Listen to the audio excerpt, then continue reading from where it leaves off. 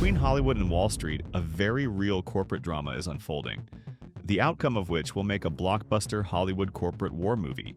The streaming revolution changed entertainment forever. But today, growth is slowing, costs are rising, and everyone wants scale. But the big question is, who is going to get eaten up and by who?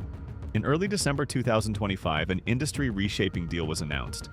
Netflix agreed to acquire Warner Bros. Discovery studios and streaming assets in a negotiated deal. Warner Bros. Discovery is the company behind HBO, Warner Bros. Film and TV studios, and a massive library of globally loved content.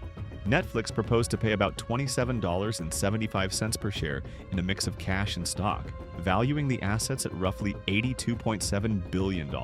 This was a traditional, friendly acquisition. Both companies agreed on terms until one of Hollywood's oldest studios said, "Hold up." Then, Paramount Skydance, another Hollywood giant, went hostile.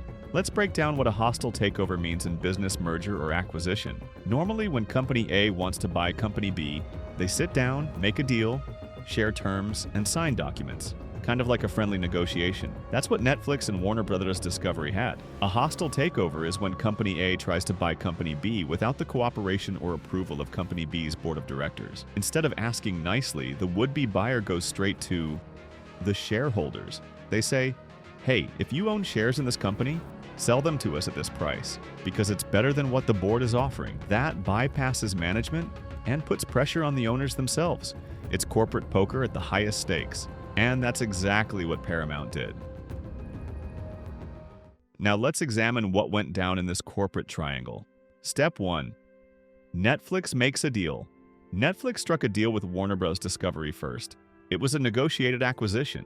Netflix and the Warner board agreed on what would be bought, mainly the streaming business, HBO Max, and the film Touch TV studios. How much? Roughly $82.7 billion total. How it would be paid? Partly cash, partly Netflix stock. The board liked it and recommended it to shareholders. Step 2.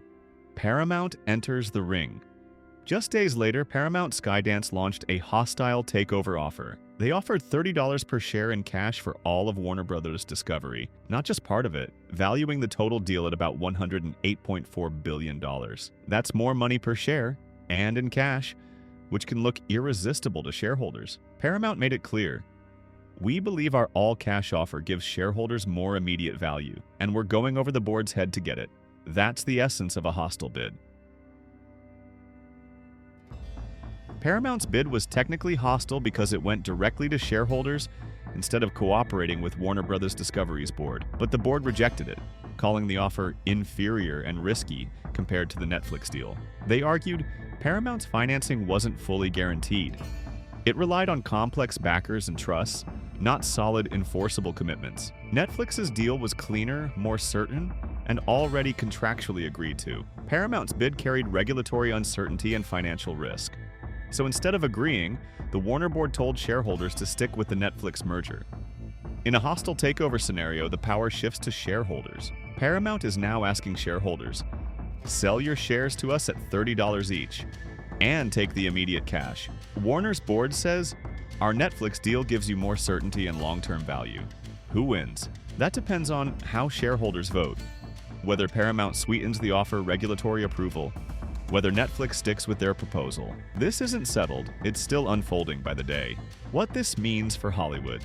This isn't just boardroom drama, it's a reshape of the entertainment world. Netflix could become the dominant streaming plus studio powerhouse with unmatched libraries and production engines. Paramount, if successful, would combine 2 legacy studios and countless franchises, potentially creating a rival media behemoth. Warner Bros. Discovery itself could be split or absorbed, meaning familiar brands like HBO, Warner Bros. Films, CNN, and Discovery Networks could all live under new ownership. And for viewers, you might soon open your favorite streaming app and see a world that looks and feels very different. Hostile takeover in practice.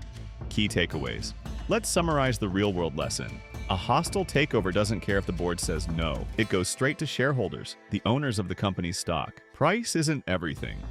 Risk, certainty, and financing structure matter just as much. Hostile bids shake up the status quo. They put pressure on boards, accelerate competitive battles, and sometimes change entire industries. And that's exactly what we're watching right now. Live in Hollywood. In the battle between Netflix and Paramount, the underlying mechanics, the tender offer, the board rejection, the shareholder tug-of-war, is exactly how hostile takeovers work in the real world. So when you hear the term hostile takeover, remember it's not just a scary Wall Street phrase. It's a specific path companies use when they think the board isn't getting the best price, and they're willing to take that fight directly to the owners. This is not fiction. This is corporate strategy. And right now, Hollywood is the stage. Thanks for watching. See you next time.